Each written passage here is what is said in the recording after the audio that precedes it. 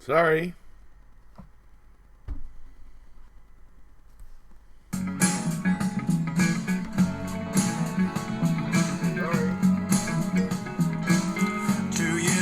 M.A.M. Now here I go again to confine innocent men in a 10 by 10. All fates, oh, neither men deserve. But fear breeds silence. And that guy does deserve it, by the way. This guy right here. You don't say nothing 'cause you know this guy right here. Cops. Stacy's not talking about this guy.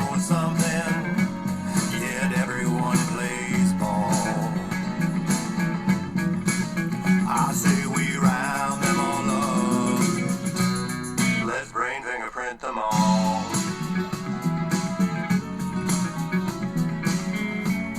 Everything about the case, it was suspicious. I hope the Biden teeth of justice are so vicious. For those who bred the lie, they temporarily preserve. From time into typo to Brendan's so-called confession, to the fact that Peterson was out of town when she went missing. I resent that you are saying I'm in zombie mode.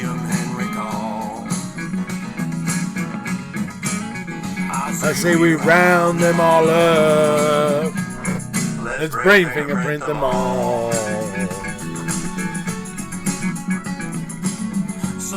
Oh, I love the way you put the groove on this one, man. The magic bullet blood in the RAV, and even evidence that defies gravity. The key that turns up 7 searches later with none of her DNA at all. Let's brain fingerprint them all.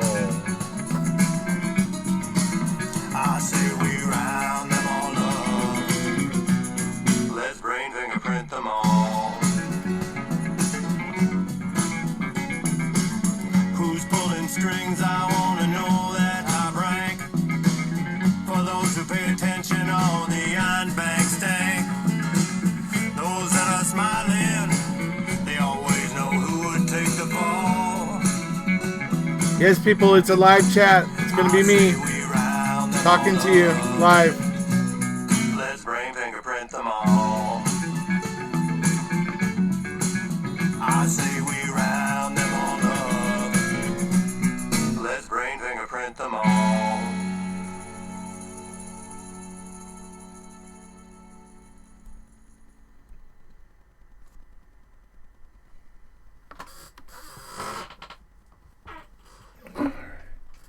So, what you're looking at here, folks, and part of what we're here to talk about, because the title is serial killers and that sort of thing. So, what you're looking at here, this here, is the guy I was talking about before, Israel Keys.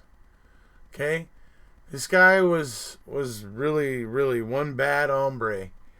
To the people in his community in Alaska, he was seen as a very hardworking, having it together guy, quiet, had a family, well respected, and a lot of that was because he didn't operate in his own backyard.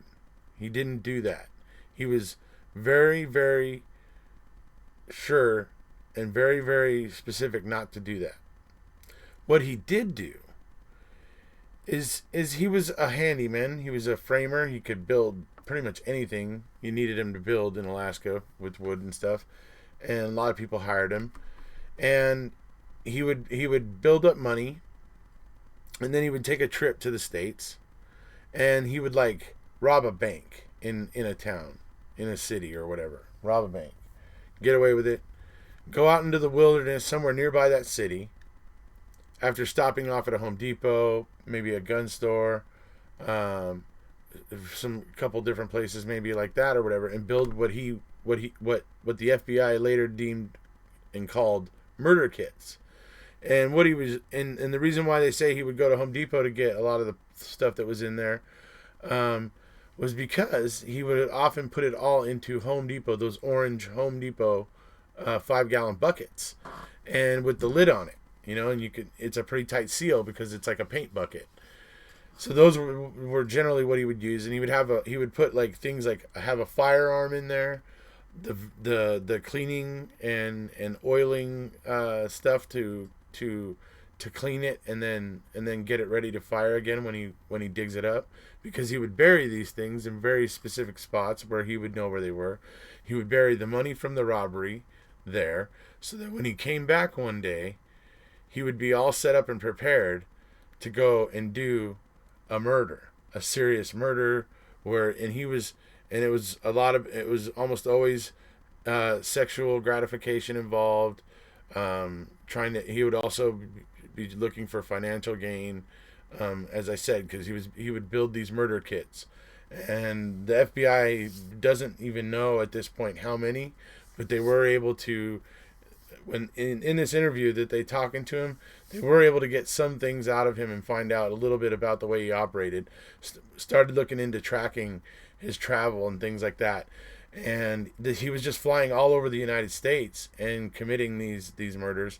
But it wasn't, the weird thing is, it wasn't just the murders.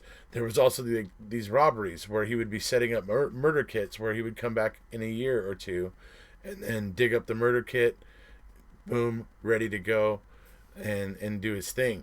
So this guy was a very scary dude. When I found out about this guy, I was just like holy crap. So that's who we're talking about. Let me go ahead and switch over back to me. Hey, hello everybody. How you doing? So yeah, this dude was a very, very scary hombre, and he, would fly around the United States, and ultimately, ironic as it is, it's very ironic, but he was flying back from where he had raped and killed and burned a couple in their house in New Hampshire. I believe it was New Hampshire. He had driven there from Chicago, so he drove back to Chicago in the rental car that he was in, and then got on a plane in Chicago and went back to Alaska, where he lived in Alaska. It's on like a Indian reservation in Alaska, or in a village that is like shares with an Indian reservation or something like that. And anyways, when he got back into town, there was the coffee shop right there, and for whatever reason, he suddenly decided to break his rule about not operating in his own backyard, and he stopped off at that little coffee shop, had the girl refill his coffee. As she handed him the coffee, he basically, I think, pointed a gun at her. You can't really see him in the surveillance footage, but you can see the surveillance footage of him taking her, and yeah, it's very haunting footage to look at, especially when you know that girl did not survive. He ended up, they believe what he ended up doing was he had tied her up and weighed her and dropped her in one of the frozen lakes there up in Alaska, and so that's what they theorized happened. But it's sad. It's super sad. But because of what he did there, it ended up being the thing that he ended up getting brought to justice, because very soon after that, her name was Samantha Koenig, by the way. I don't want to downplay that at all, the victim. But soon after that, I think like within a week of that, or 2 weeks, maybe a month, he was going back to the United States, and he was using her debit card to pay for things. And so they were tracking it. They were tracking him, and they were tracking that. And eventually they brought him to justice. They kind of got lucky. The highway patrol officer in, I believe it was like Texas or Louisiana or something like that pulled him over is just lucky that he didn't, I think there was something wrong with his gun, like it was jammed, or he didn't have bullets. It was just a freakish mishap where he didn't have bullets or something like that, or whatever. But this highway patrol officer has no idea, because had everybody's looked back at it and gone, had Israel Keys had a way to take that highway patrol officer out, he would have, and he would have ran and took his chances. But this highway patrol officer pulled him over and ended up bringing him into custody. The FBI got their hands on him, and that's where that interview you were looking at when I first came in. Sorry, I'm ignoring the chat for now, but I'm giving everybody the whole introduction of Isreal Keys here, kind of, and that's what that interview is you were looking at the beginning here, while Stacy was singing you lullabies and and all that. So, and when I was talking at first, so. That interview was being conducted by the FBI. They were probing him because they were trying to figure him out. Because, I mean, and rightfully so, he probably scared them. The fact that he was operating the way he was, they would have never figured him out had he stuck to his rule about not operating around home and near home. And if he hadn't taken Samantha Koenig, he could have gone on forever. I mean, it's doubtful. I think the FBI doubts that they would have ever figured him out living up in Alaska the way he did. So it's very, very, crazy. But he would fly into Chicago a lot. And, that was one thing that tripped me out. It was, obviously from Alaska, Chicago was one of the main places you would fly into a lot. And that was one of the places he flew into a lot. And, it was funny. My girlfriend pointed out to me one time about how many, bodies they find in the,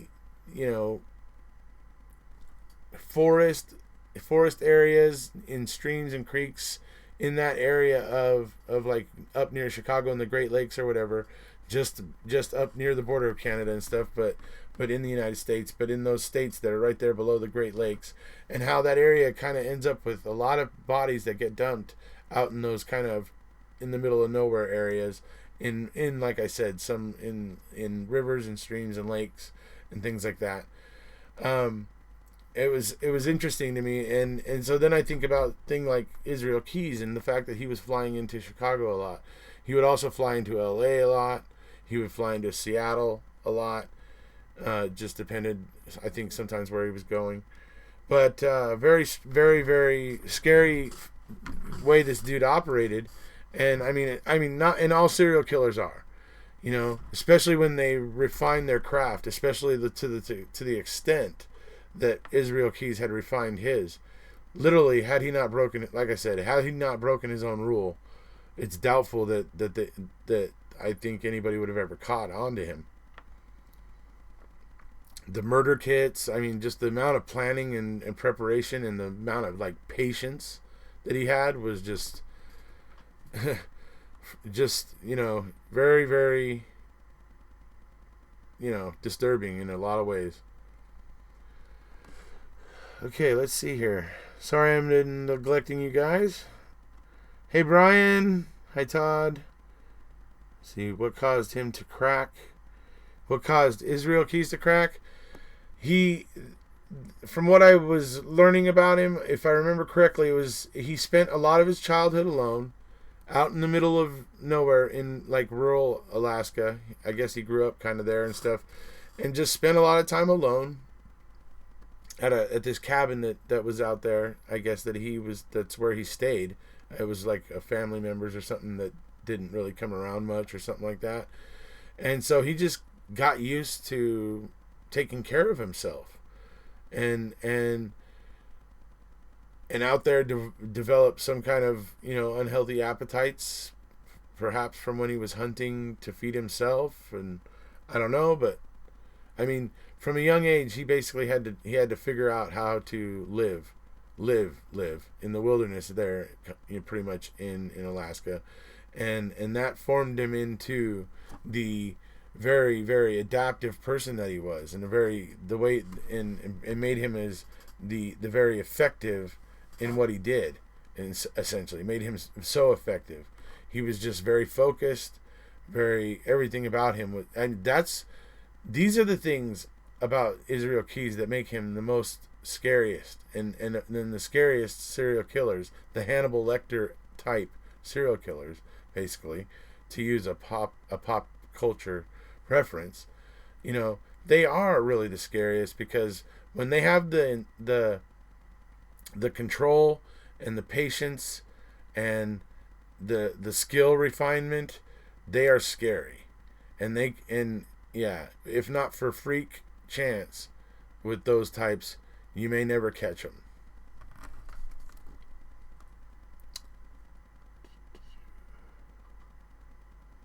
I'm going to watch a documentary on him now. Yeah, it's an interesting one. The monkey just made me jump. Let's see. In the Colonel Russell Williams murders, 4 tapes were made. RE live feed servers and UK royalty. Elite scene effing him on 1 tape. Went to court. 3, the Prince Andrew collection via the Canadian government. I'm not sure what you're referring to, honestly, so I'm not sure what to say there. Andy, you will need to tell me how you like it.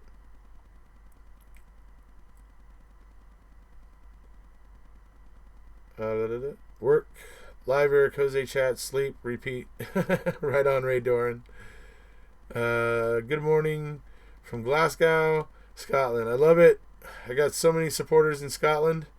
First time catching you live, but watched loads of your videos there, Fab. Oh, thank you so much, Karen McClung.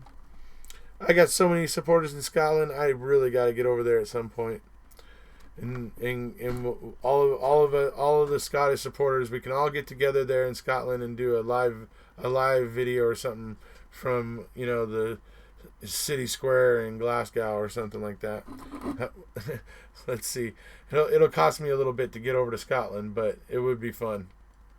Oh, by the way, I'm breaking my own rule because it's Friday night and I was drinking a Heineken while Laura was live. All right.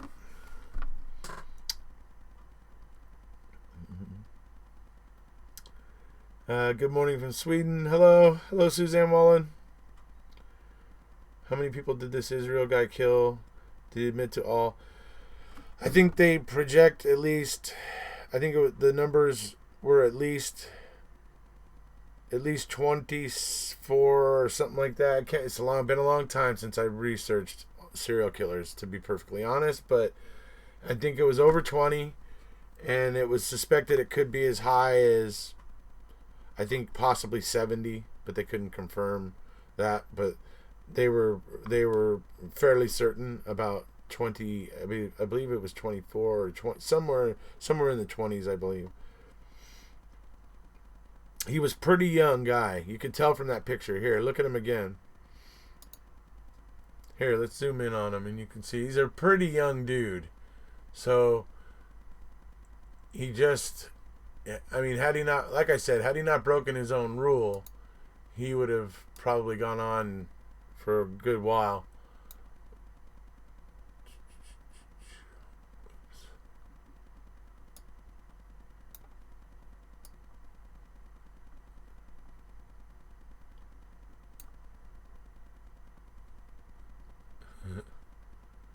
It's not gonna let me do that. Anyway, you can kind of see him up close there. He's a pretty young dude, and he spent that FBI interrogation. He was toying with the FBI investigators, getting a few things, getting them to agree to give him a few last things that he wanted, before he essentially outsmarted them, and because he had a plan. As soon as he got caught, he already knew what he was going to do, because he had no intention of going through a trial where all of this stuff was going to be brought out in a public forum and all the news outlets were going to be reporting it, where his daughter would hear about it. Sorry. And because of that, and he didn't want his daughter to hear about all the things that he had done to these people, he decided that he would kill himself. So he was in custody with the FBI, I think, a week, or might have been 3 weeks. I think it was a week though, and he ended up killing himself in his own cell. He wrote this letter. He wrote this letter that is like the creepiest letter ever, because it's a love letter, a very passionate like love letter about like his ode to his love of killing. Like, and it's all about how he loves killing, and it's like this very passionate whole thing about his love of killing. Very, very twisted, very bizarre stuff, but that's who Erekose is.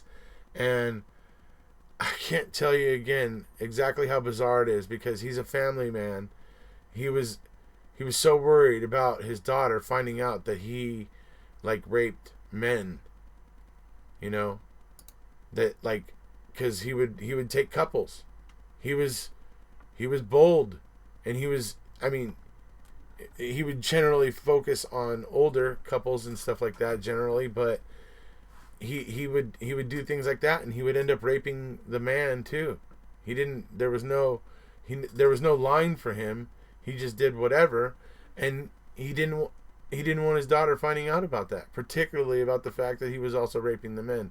He thought he didn't want, it's that to me was just very like, really, dude. I mean, if you have that much love for that person in your life, how do you not? I mean, how do you? I don't know. But hey, you know what? It's not for me to figure out why serial killers do what they do. For me, it's just realizing they do it, and I think the public does well to educate themselves as much as possible about the way that these serial killers operate, and their methods of operation, and the telltale signs of a serial killer in operation, or that that you might be able to spot a serial killer in advance. And the reason why I say that is because in today's day and age, we have social media.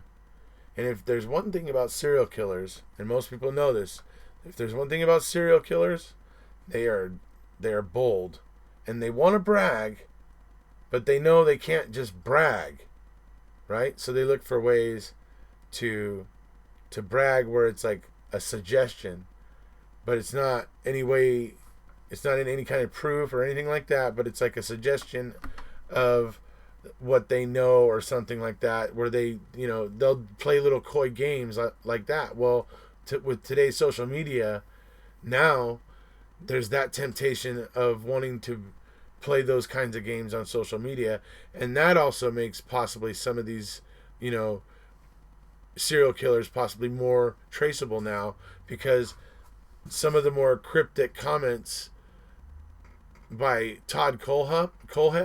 I don't know if you guys have heard of Todd Kohlhepp. I did about 3 videos about Todd Kohlhepp, serial killer down in South Carolina. The motorbike killings, the motorbike murders. Yeah, that dude was really twisted as well. And his MO was also couples. But he would be, he basically would, the couple would come onto his property. Well, let me actually talk about the Facebook stuff first.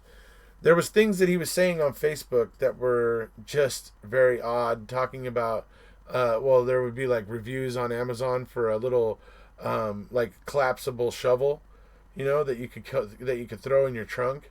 He made like a comment about, oh yeah, I used it to bury a body one night. It was very useful. I give it 5 stars or something.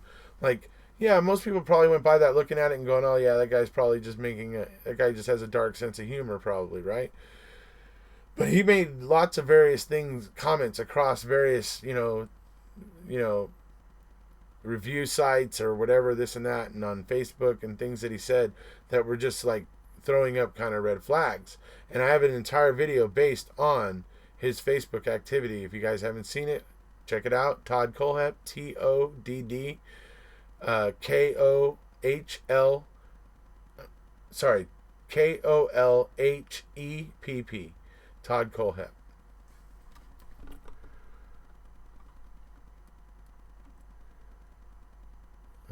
Brian, the evidence of home abuse. I saw someone. Sorry, I hate doing that. But BOD was creeping on younger girls. He was smarter than Ted Bundy. The more they kill, the bolder they get. Well, and the more refined their skill gets. The longer they go without getting caught, the better they get. I mean, literally, Israel Keys had refined his it was, to him, it was an art form.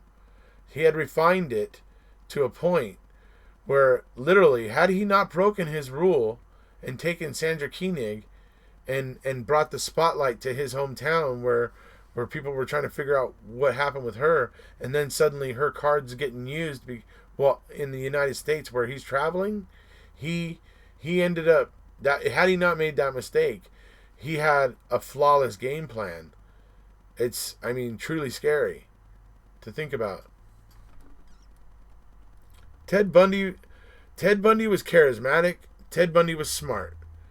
Ted Bundy was both of those things, but Ted Bundy lacked self-control. He just didn't have any self-control.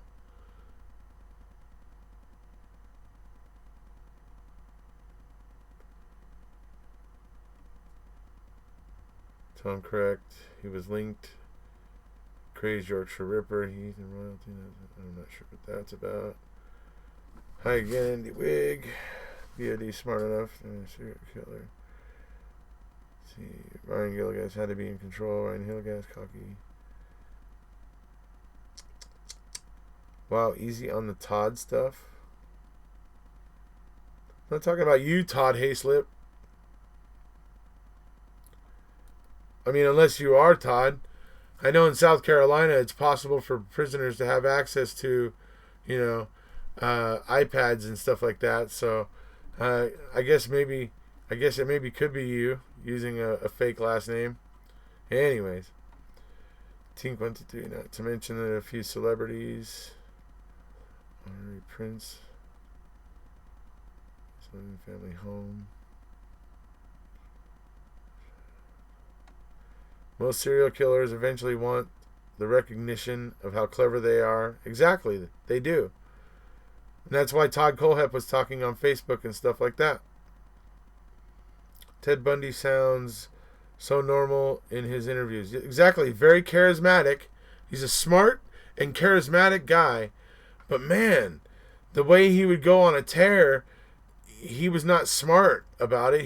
It was like you can tell he was just taken over by an animalistic urge, and like I say, that's basically what keeps Ted Bundy from reaching the level of the Hannibal Lecter-ish type of serial killer.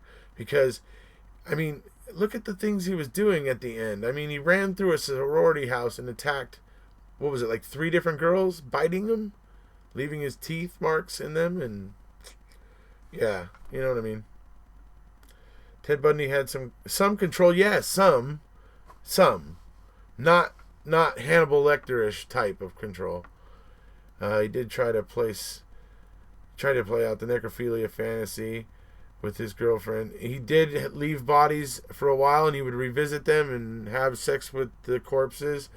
That was something he would do, but still, I mean, like I said, at the end there, like he ran through a sorority house, and I mean, he was doing really dumb things. The day he was at that lake, where I think he took 2 victims that day, I think. So, stopped for years after getting away with it. They then come back. H.H. Holmes, yeah. H.H. Holmes is an interesting one. H.H. Holmes is the builder of the famous murder hotel that was at the famous World's Fair in 1930 something, I think, or whatever, where Thomas Edison unveiled the light bulb, basically, right?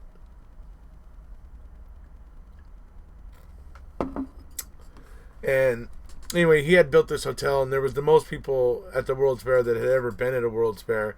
In fact, they basically theorized that that like almost 3/4 of the population of the U.S. had traveled to and come through the World's Fair that year, in its, I think, week of operation, and so he had this hotel that he built there. He was a doctor. He learned in medical school that he could sell skeletons and to medical schools for a lot of money, because the medical schools didn't have skeletons just right there at the ready to be able to use to help teach students like and stuff like that. So he figured that out because he worked like with cadavers and in the morgue at this school where he was learning to become a doctor and stuff like that. So he ended up going into becoming a serial killer. He would insure like friends of his. He would insure them, and then he would eventually end up killing them somewhere down the line. And he was the beneficiary of their insurance, and so he would end up collecting money from it. And then, like I said, he built this murder hotel where he had like his office was a gas chamber. So he could potentially bring somebody in there, and then he could say, "Oh, hold on, let me step out for a second." He steps out that door. He closes the door behind him. It's suddenly sealed off, and he can pump gas into it and kill the person that's in his office. And then he can have it, after they're dead, he can have it ventilated out, basically. And then he can go back in. And then he had a way to be able to get a body all the way from the top floor through like a kind of chutes and ladders kind of system, all the way down to the bottom floor without any guest in the place being able to notice that there was anything going on. That's how far ahead that guy was thinking. He was in England at the time of the Jack the Ripper killings. So some have theorized that he could have been Jack the Ripper, because there is proof. They have proof of his travel, and they also have proof of him having interactions with a couple of schools there in England at the time. So there's that. So there's a lot of things about H.H. Holmes. Marissa, I believe I told him not to release him, years back.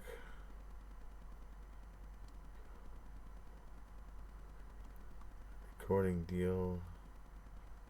Still be alive, I think. You guys are talking about Manson now, or Mark Devlin has done excellent research. Also, go and watch the testimony on the International Tribunal for Natural Injustice channel. That will floor you. Manson needed proper mental health care, not jail. Manson lived by the rule that there was nothing. There was not good or bad. There was just necessary.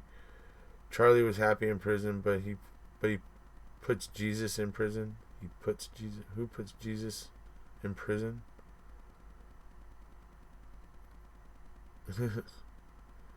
Yeah, he died. So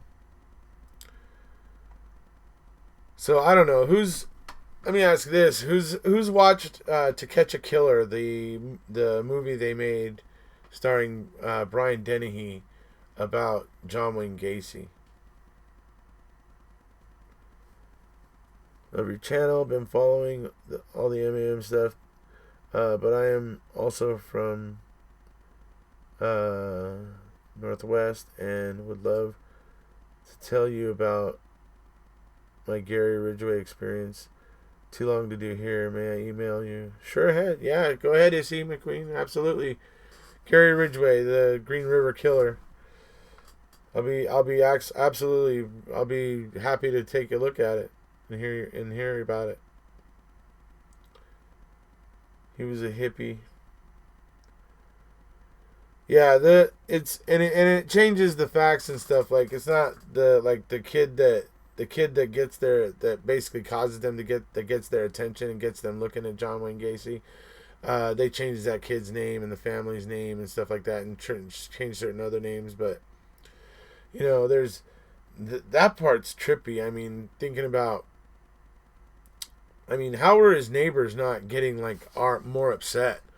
You know what I mean? You gotta imagine the smell of 20 decaying bodies underneath his house. The neighbors would have had to have been wondering what was going on, in my opinion.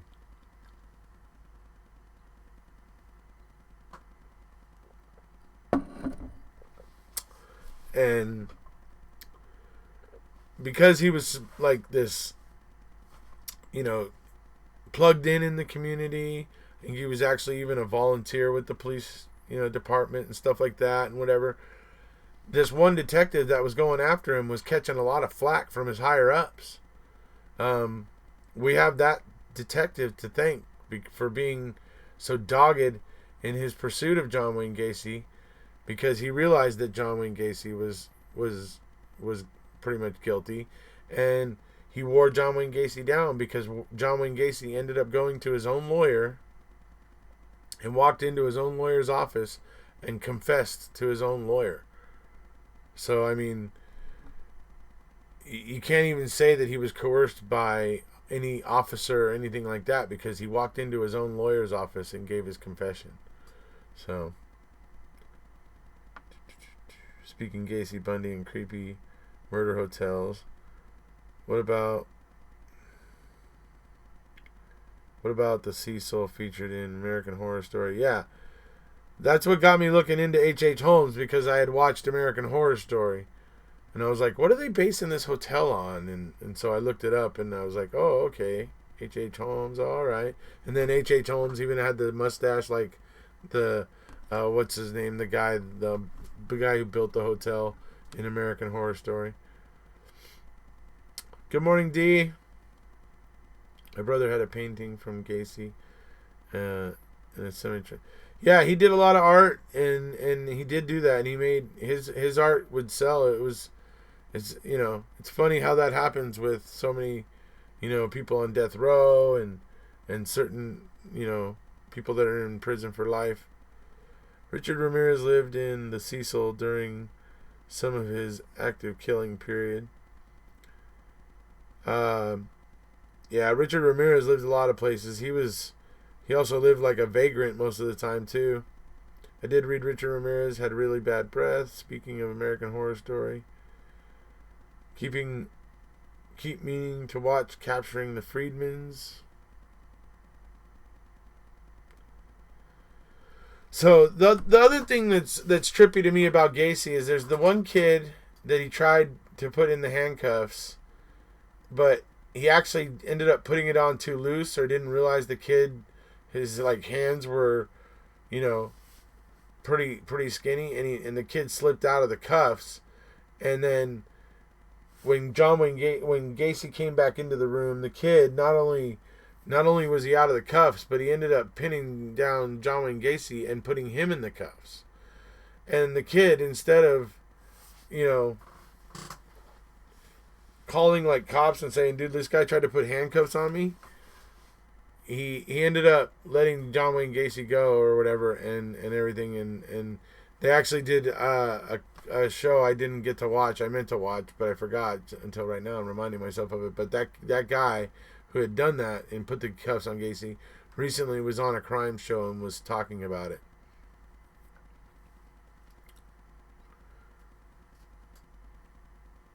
Yes, his insurance company didn't want to add it to his policy because it was worth so much. You are most welcome, Tom. You will find the Scott Young murders and who is involved in the.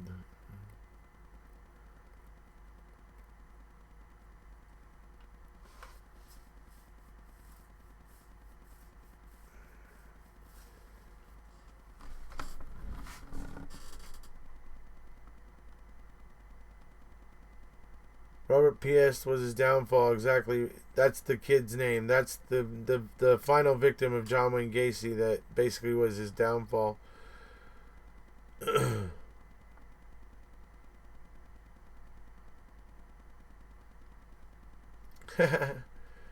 guys heard of Glenn Rogers?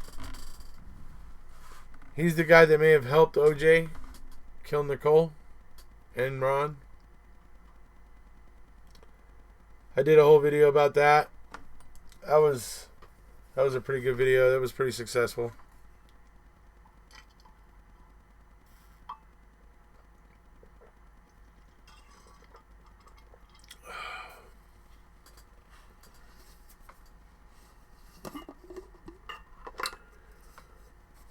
Dahmer trips me the hell out, man. That guy.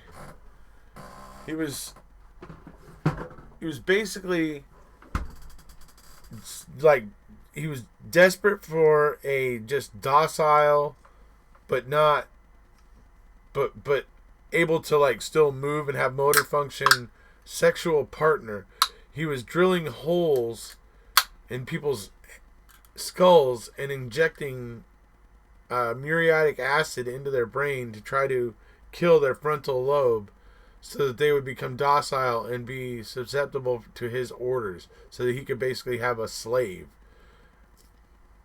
And amongst the other things that he was doing, like eating his victims and all that sort of stuff. Yeah, Dahmer is pretty crazy. And then, like I said before about Dahmer, is he'd even, because he was all into preserving bones and stuff. That's one thing he had gotten into when he was a kid, was he would find dead animals and things like that, and kind of got his dad to teach him how to preserve them properly and whatever. So he had like human skulls made into little, like, what he referred to as pieces of artwork or whatever, and they were like in his living room, on tables in his living room and stuff. Really crazy, really weird. But and then obviously what was in his refrigerators and freezers. So, and then there was a time that the guy that he had done that to his brain, he had done whatever I was just talking about to the guy's brain. And while he was gone one time, the guy had wandered down into the street. 2 girls found him.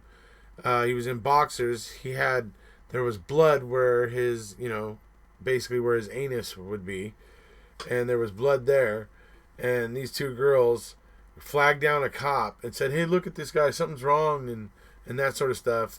I don't think they could see the hole that had been drilled because of the guy's hair.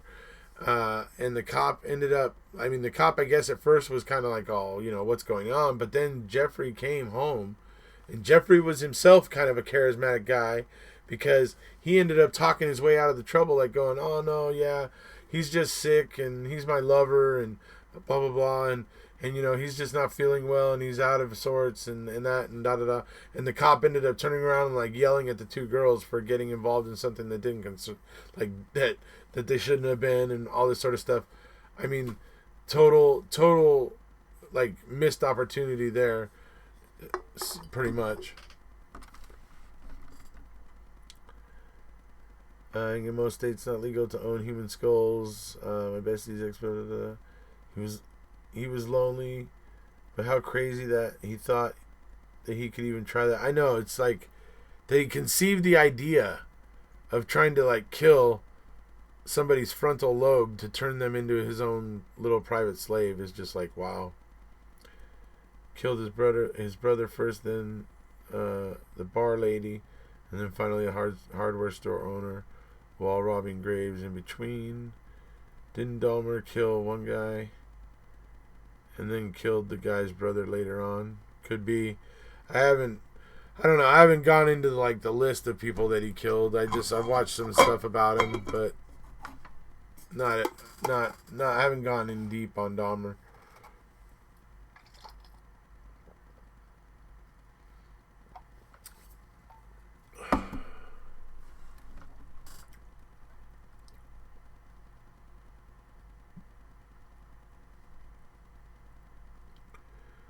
Lisk. Oh, Long Island serial killer. I haven't been able to look too much into the Long Island serial killer too much. I know a friend of mine has a group about that, the Long Island serial killer, and for those who are interested in it, I encourage them to go join it. But I honestly have just been so busy with so many other things, I really have not been able to squeeze in that. Which is another reason why I was here tonight and wanted to talk tonight. So, I wanted to talk a little bit about serial killers. I mean, obviously, I think it's important for people to be aware of them, aware of some of the ways they operated, or many at least, to be aware of the way many have operated, and to be aware of what to look out for, I think maybe, and, I don't know, to protect ourselves as citizens from these very random, attacks that can happen from these individuals who obviously have some kind of issue that they're not able to deal with properly, that they have to kill people in order to feel validated in some way. I don't know what it is exactly. I'm not even here to dissect that, but it's a scary thing for the public at large to think about people like that existing. And the best thing to do, obviously, there's no surefire way to say, I'm 100% safe. You can rest assured that they're a very small part of the population, and you'll most likely never run into one. But if you do, I mean, try to be, smart. Try to get around people. Try to do obvious things that you can, if possible. I mean, they say things like if you allow the killer to take you to the second location, you're pretty much sealing your fate. So no matter how dangerous you think it is to do something before that, it's the percentages are once you get to the second location, that's it. There's no chance. But if you try to do something before that, there's probabilities that you might be able to get away that way. So there's like things to be aware of that that might help you in a situation, and it's like when I found out about guys like Israel Keys and like Todd Colehep who attack couples, the way Tom Colehep worked was he would attack couples. Couple would come on the property, he immediately would kill the male, shoot them in the chest, and take them out, and then it's like he would immediately feed on the hysteria from the female. He would feed on that, and then he would go on to rape them and everything. So he did it to two couples that they found bodies on his property, and that's just the way that some of these guys are and the way they operate. And when they were going after couples, when I was seeing these ones going after couples, I kind of told my girlfriend, I go, look, I go, if it's Todd Colehep, I'm getting shot, you're done. I go, but if it's ever somebody else who comes at us with a knife or something like that, I go, I'll be the one that gets damaged and gets, I'll tie the guy up. I go, your job is to go find something heavy nearby, come by and knock him on the back of the head and take him out. So that if that kind of a dangerous or violent situation, not necessarily even just a serial killer, but if ever that kind of violent or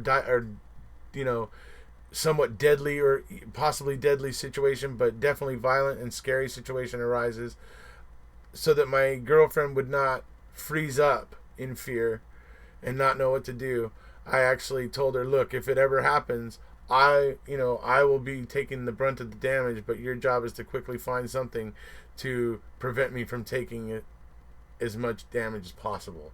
Essentially, is when it comes down to it, that's what it comes down to. Quickly get something to come up and take the guy out, so that while I have him tied up so that he can't hurt you, you come up behind him and make sure that he, so that I can stop getting hurt at some point. So that was kind of the way I put it. Now, obviously, if there's a gun involved, I'm probably done right away. But if it's not a coward, and if it's somebody who is really into the hands-on, then I'm giving myself a fighting chance. So there's things like that to think about in the world. Not necessarily just with serial killers, but sometimes just with random situations in life where violent situations just happen upon us. It's good to sometimes try to think about that and think of what you would do, because trust me, if you don't think about what you would do in that kind of a crazy situation when it arises, you will freeze up. You will freeze up. And that's not what you want to do. You don't want to freeze up, because if you freeze up or panic, you're done. You're done. And that's the truth and the reality of it. Let's see here. The Golden State Killer, that one, yeah, a cop abusing his authority as a cop and his, reputation, being able to kind of hide behind that and stuff like that. I mean, that's the other scary thing about serial killers, isn't it? Even Gary Ridgway had a family, was, it's like they're like these normal, ordinary people. He had a normal, ordinary job. He painted semi trucks. There's a lot of serial killers are like that. They were normal, just ordinary, normal lives with a family most of the time, like Zellner states, and they had like families and normal lives, jobs, did whatever various things, like that, like just, and then suddenly would just like a switch would flip, and they would do what they do, and then they would do that, and then they would be fine for a while or whatever. It's really kind of scary thing to think about. What about Evil Genius documentary, pizza bomber, and the dead guy in the freezer?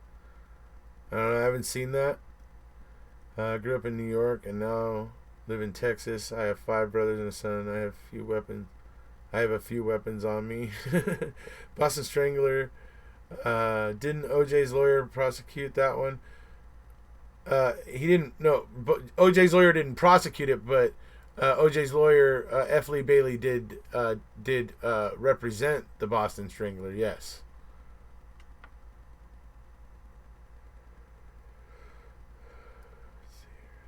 Erekose, have you had a chance to look into Bruce MacArthur, the Toronto serial killer from this summer yet? No, I haven't. Can you email me something about that, Caroline? Just so I have a reminder in my email to look into it. The last thing I wanted to talk about.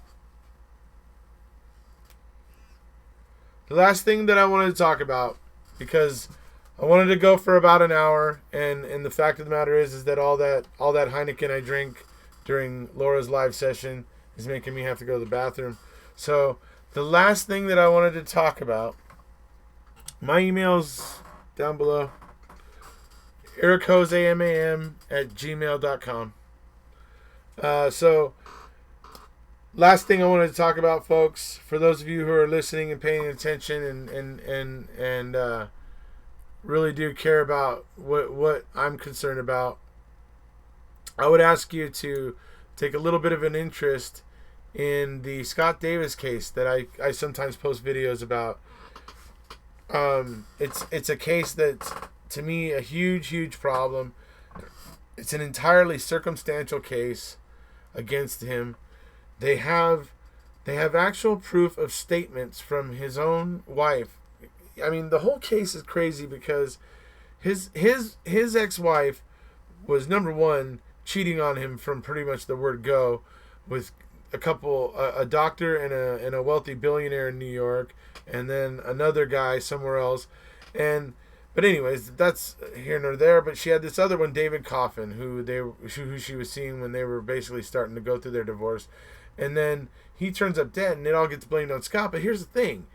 Megan somehow knew, and it's been absolutely proven, that Megan knew that David, the victim, had been shot in the head while the house was still burning. House still burning. Whoosh, right? Flames. How the hell does she know that? How could she know that? And yet Scott Davis sits in jail for life. And it's all circumstantial evidence against him. The blood they thought was the killers didn't match him. The prints they thought were the killers didn't match him. So they lost those. I mean, it just goes on and on. What a travesty that case is, and I'm hoping that eventually one of these days soon that Scott Davis is going to finally get a little bit of justice. So I would ask people to take an interest in some of the videos that I have here on my channel. I'm going to be making one soon. There's an interesting new development that we hope is going to hopefully pan out and mean something pretty big for Scott. And so there's things going on in the case in that way. So I hope everybody's, willing to try to help share, because if you don't know, there's also the scottdavis.org on Twitter, or the Scott Davis on Twitter, it's the Scott Davis, I think project or something like that. But if you type in Scott Davis on Twitter, you'll see the thing pop up, and it's like a little bird with with the like laurel in its mouth, or a little like a branch or whatever. Anyway, support them, support their tweets, because this case needs attention. It's ridiculous. The fact that Megan knew that the victim had been shot in the head while the house is still burning is a huge problem. And the fact that same person, Megan, is now fled and living in Australia with her new husband, and sitting in Australia getting my videos blocked in Australia. Come on. We know what's really going on here, right? We know what's happening here. I know what's happening here. There's no way to explain her knowing that. And the fact that Georgia is failing to realize that is just ridiculous to me. So, you grew up with a guy that became pen pals with John Wayne Gacy. I believe it. I believe that those guys probably wrote to a lot of people. I'm aware of the Scott Davis case. Cool, Millie B. Jeeves, I'm glad. Plus the ex-wife not only was sleeping with the victim, she was sleeping she was having several extramarital affairs. She was not very, you almost get the feeling she was probably checked out of the relationship from the word go, because she was busy flying off to New York, where she was seeing a very wealthy surgeon, and then an independent billionaire guy that she was also seeing in New York, and then there was somebody else somewhere. There was obviously David Coffin at the time of the murder. Erekose has lost some weight since he started doing videos. Yes, I don't know. Have I? Or it could be that because I've got my hair trimmed right now, it makes me look a little thinner. We'll check out Scott Davis. He has a webpage. I will make a pinned comment, I think, after I'm done here in a few minutes. Okay, thank you, Caroline Spencer. All right, I do have to go to the bathroom now, and I am really tired, actually. So, and I know some of you really are too, but I'm glad to give people another place to talk here. Obviously, this chat here, you can continue talking in it for as long as you want with all of these lovely people that are here. Hello, White Wave. And you can continue to talk here, and we can all continue to talk here. I may be doing other things, but I will continuously come back here to check on it, and as long as there's people here talking, I will continue to be talking here. So if you're interested, we can do that. I think this is kind of just a little preliminary talk we have about serial killers and stuff like that. I'll probably do another one later where we get a little bit more kind of maybe deeper into certain things and things like that. So if you haven't already, please hit subscribe, and we'll see ya.